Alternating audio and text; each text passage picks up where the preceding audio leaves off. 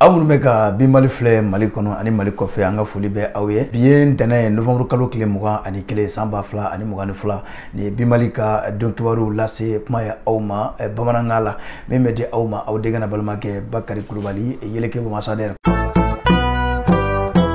Amaladonna k'a fɔ anw fɛ Bamakɔ yan nɔ min bɛ tali kɛ prêtre dɔ la ko ale kɔni ɲɛma tununa Bamakɔ yan nɔ. Awa prêtre in tɛ maa wɛrɛ ye a tɔgɔ ye ko Père Ayo Père Blando min bɛ baara kɛ Institut de formation islamo-chrétienne na n'o ye IFIC ye. O tɛmɛnen kɔfɛ centre foi et rencontre de Amdalaye o ɲɛma don. Ayiwa ko nin ma ko fɔlen ko a kɔni ɲɛma tununa. A ka yeli laban o kɛra sibiri don novembre kalo tile 20 san 2022 o kɛra Bamakɔ. Père Ayo yɛrɛ i ka dɔn ale ye centre foi et rencontre Bamakɔ yan nɔ i ka dɔn k'a fɔ ale tun ye maa kelen ye min tun bɛ o kɔ yan nɔ ka tɔ bɛɛ lajɛlen tun taara ayiwa kita chrétien catholique olu ka hiji la. O la u seginnen bi ntɛnɛn novembre kalo tile 21 2022 min bɛ tali kɛ kibaruya kɔni o dara Mali mara ɲɛmaw tulo kan. O tɛmɛnen kɔfɛ min bɛ tali kɛ conférence épiscopale la kibaruya dara o maaw fana tulo kan. An bɛ dugawu kɛ sa min bɛ tali kɛ Père Ayo la Ala ka a ɲɛ da a ɲuman kan.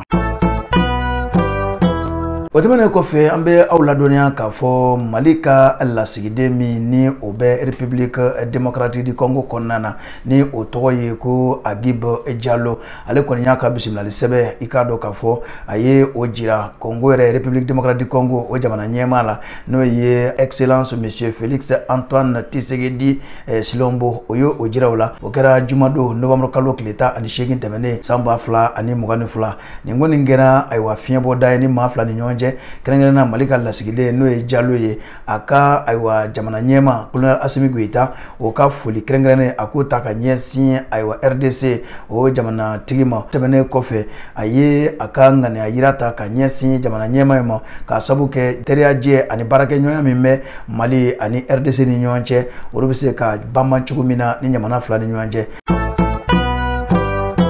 Min bɛ tali kɛ CEDEAO la olu kɛn bɛ ka lajɛ dɔ boloda. Lajɛ in yɛrɛ a bɛ kɛ décembre kalo nata o daminɛ yɛrɛ la. A yɛrɛ la k'a fɔ kalo fila lajɛ balalen min ni o kɛra New York kalo fila o kɔfɛ o tɛmɛnen kɔfɛ kalo kelen ayiwa o tun ye dɔ boloda n'o kan ka kɛ Dakar o bɔra a ma. CEDEAO a bɛ k'i labɛn cogo bɛɛ lajɛlen la ka yira k'a fɔ u bɛna lajɛ dɔ kɛ. Lajɛ min na kɛ Abuja o bɛ kɛ décembre kalo nata o daminɛ na. I ka dɔn lajɛ in yɛrɛ a bɛna banba fɛn min kan o ye furajɛrɛ fanga min bɛ Burkina Faso Mali ani Laginɛ kɔnɔna na k'u bɛna u sigi ni ka jateminɛ kɛ olu taabolo la. I ka dɔn k'a fɔ o tɛmɛnen kɔfɛ Mali ta yɛrɛ bɛ banba min kan kosɛbɛ lajɛ in kɔnɔna na o ye kɔrɔrikaw ka sɔrɔdasi minnu ni olu bɛ lasago la Mali kɔnɔna na yan k'u bɛna u da don o ko la lajɛ in senfɛ décembre kalo o daminɛ na CEDEAO ka jɛrɛba in senfɛ Abuja.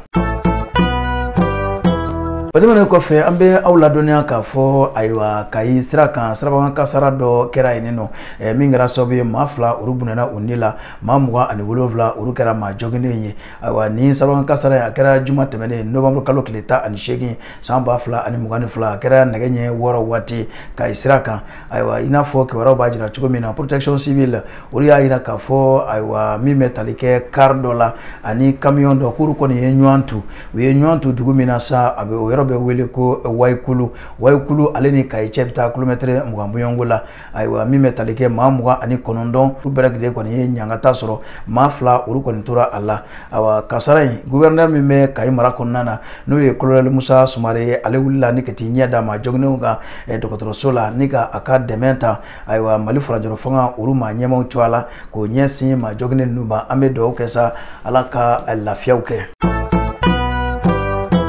O tɛmɛnen kɔfɛ an bɛ bɔ an ka jamana kɔkanna la i ka dɔn an bɛ taa Burkina Faso. U y'a jira k'a fɔ wulikajɔ min ni a bɛ ka kɛ Burkina Faso ka ɲɛsin Faransi ka taa ka bɔ yen nɔ ko baaraw kɔni bɛ sen na. Nka min bɛ tali kɛ Burkina Faso o gouvernement o kɔni ye wele bila jamakulu ninnu ma u ka wulikajɔ o dugujɛ k'a fɔ k'u ka jisuma kɛ u koliji la. Ayiwa faaba yɛrɛ kɔnɔna na n'o ye Wagadugu ye. A yirala k'a fɔ n'i ye Moscou ta k'a lajɛ n'o ye jamana ye o kɛlen don fɛn dɔɔni ye bi farafinna fa bɛɛ lajɛlen fɛ. Ayiwa tamakɛla ninnu bɛ min nɔfɛ o de ye Irisiw ka dɛmɛ ye ni ka ɲɛsin Burkina Faso jamana ma. n'an bɔra yen an bɛ taa Togo jamana kɔnɔna na an b'a ladɔnniya k'a fɔ ayiwa Bamanci jɛkulu min bɛ yen nɔ ni a bɛ wele ko Jamaat Nusrat al-Islam wa al-Muslim n'u k'a ma dakuruya kelen ko JNIM olu kɔni y'a jira k'a fɔ k'u kɔni ye jan da Togokaw ka sɔrɔdasiw ɲɛ a kɛra novembre kalo tile 17 tɛmɛnen san 2022 a kɛra Togo ani Burkina Faso o dancɛ la i k'a dɔn a kɛra sababu ye Togokaw ka sɔrɔdasi 3 olu bunɛna u ne la i k'a dɔn u ye Kalashnikov 3 u ye o sɔrɔ moto 7 ni ka fara réservoir tambonyongo kan u ye olu tɛgɛ da olu kan an bɛ dugawu kɛ sa i k'a dɔn k'a fɔ Ala ka diɲɛ yɛrɛ suma ayiwa nin bɛ dan sigi aw ka ayiwa bi Mali ka bi don kibaruw la novembre kalo tile 21 2022 an tɛ ɲinɛ an tɛ sɛgɛn ka da aw tulo kan n'aw ye ja ninnu sɔrɔ a ka kɛ u fɛ ni k'u yɛrɛkɛ an mago bɛ aw ka ladilikaw na sanga n'a ka waati an b'aw fo dantɛ foli min na aw ni ce aw ka kulomajɔ la ani aw ka ɲɛmada la k'a to diɲɛ yɔrɔ o yɔrɔ aw kan bɛn